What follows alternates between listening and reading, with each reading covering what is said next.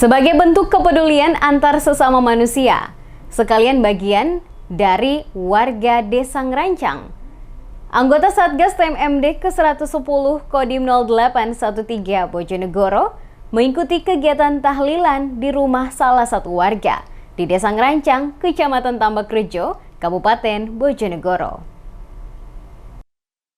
Letih setelah seharian bekerja, tak menjadi halangan anggota Satgas untuk membaur bersama-sama warga sekitar.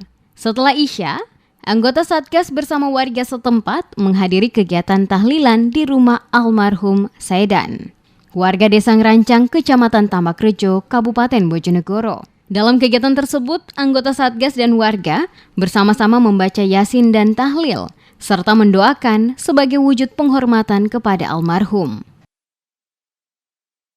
Kegiatannya sekarang sedang melaksanakan tahlilan bersama warga sekitar.